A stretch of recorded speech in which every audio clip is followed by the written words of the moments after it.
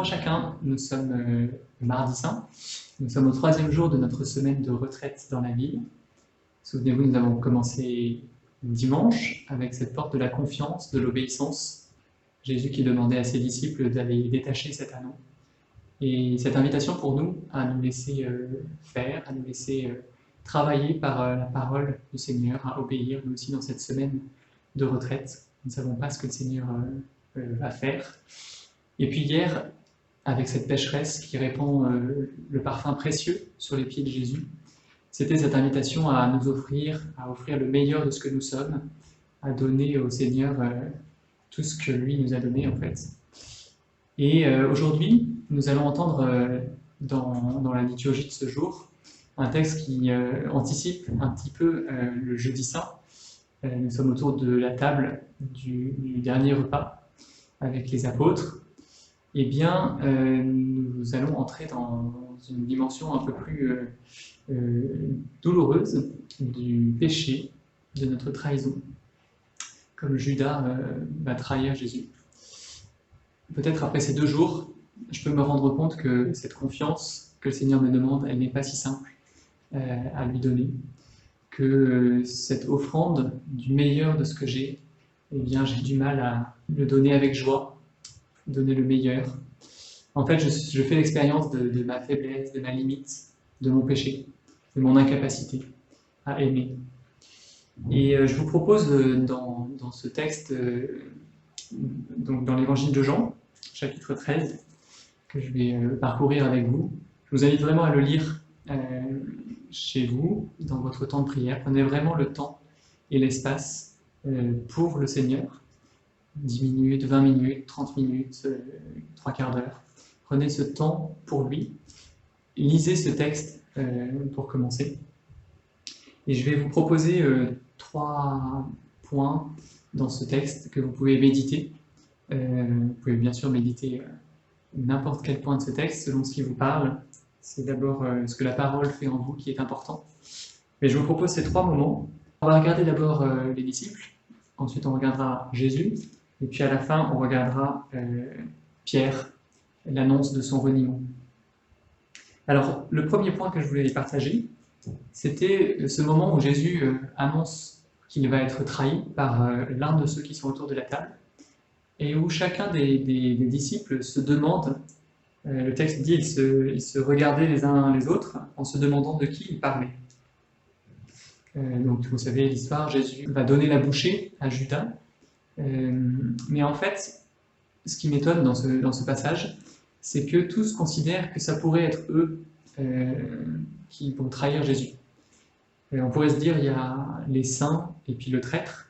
Et en fait, même lorsque Jésus désigne Judas par ce signe de la bouchée qu'il trempe dans le plat et qu'il lui donne, les disciples n'accusent pas Judas immédiatement, au contraire, ils pensent qu'il part faire autre chose, acheter quelque chose pour la fête, donner de l'argent aux pauvres. En fait, ils sont toujours dans cette possibilité que c'est bien eux qui pourraient trahir Jésus.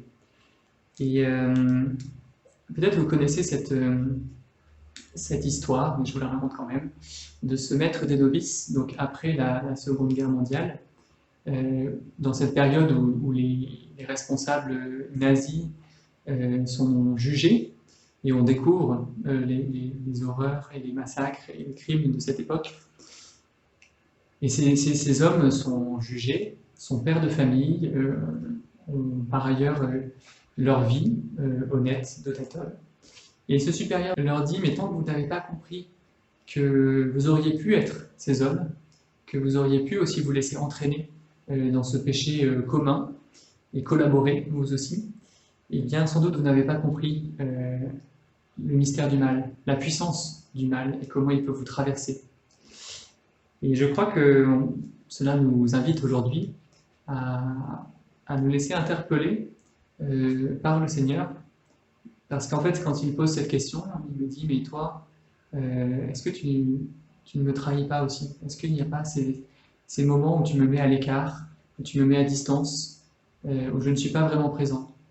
Peut-être même dans ta prière, peut-être même dans ta manière de m'honorer, mais est-ce que tu m'écoutes vraiment?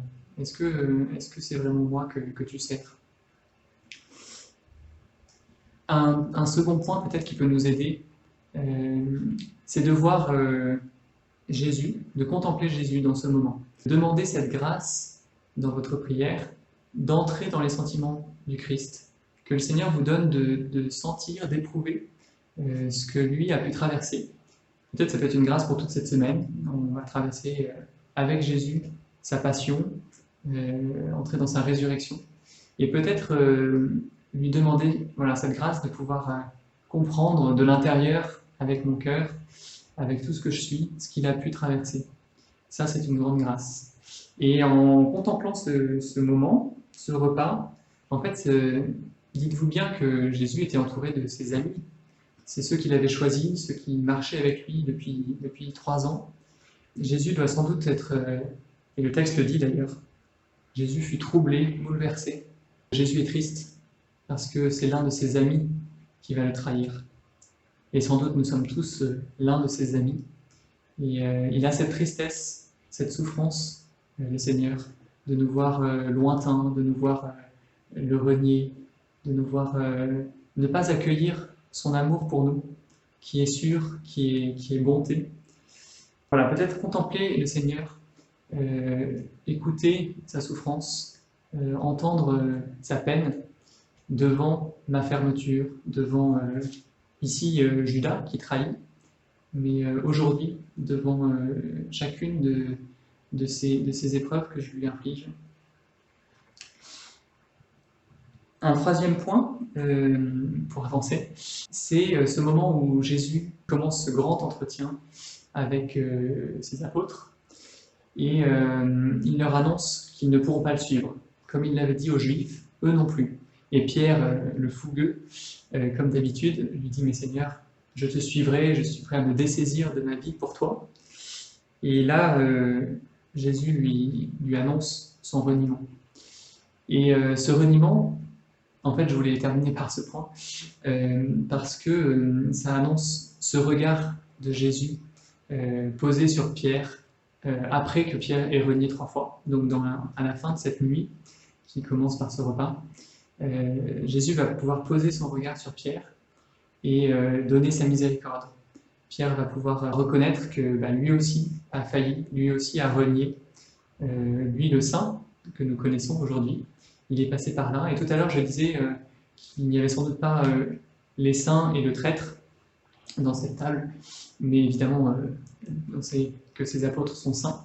Et je crois que leur sainteté réside justement dans le fait d'avoir pu accueillir qu'ils pouvaient être pécheurs, qu'ils pouvaient être ceux qui trahissent. Et Pierre, peut-être plus que tous les autres, a fait cette expérience d'avoir trahi, mais d'avoir été relevé, d'avoir accueilli le regard du Seigneur sur lui. Et peut-être cela peut nous aider, en fait, à reconnaître notre péché aujourd'hui. C'est que le Seigneur ne nous fait pas entrer dans cette connaissance de notre péché pour nous enfoncer, mais au contraire, pour nous en libérer, pour nous relever. Donc n'ayons pas peur de demander cette grâce de la révélation de mon péché. C'est peut-être la plus grande grâce que nous pouvons recevoir, parce que c'est cette reconnaissance de mon péché qui va pouvoir permettre au Seigneur de m'en libérer et de me rapprocher de lui. Donc demandez cette grâce de la reconnaissance de votre péché. Et puis, pour terminer,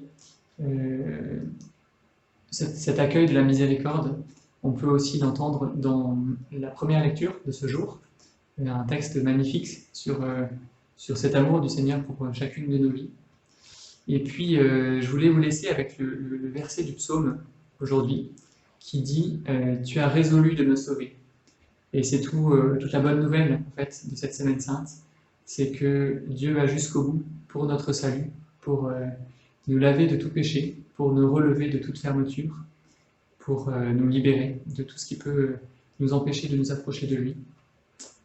Donc je vous encourage vraiment à prendre ce temps de prière, de contemplation de ce que Jésus vit aujourd'hui, de cette trahison de Judas et de la manière dont les disciples considèrent qu'ils sont eux aussi capables de trahir, de renier, de s'éloigner, et puis accueillir ce regard de miséricorde sur nous. Je vous rappelle que vous pouvez aller vous confesser cette semaine, chaque soir, à Saint-Maurice. Le Père Paul-Emmanuel vous attend à partir de 17h45, ce soir, demain soir. Jeudi et vendredi, nous aurons les offices de chaque jour. Samedi soir encore, vous pourrez vous confesser. Mais n'hésitez pas à aller jusqu'au bout de cette miséricorde que le Seigneur vous offre cette semaine, qui est pour chacun de nous. Donc bonne prière, bonne journée, et puis à demain.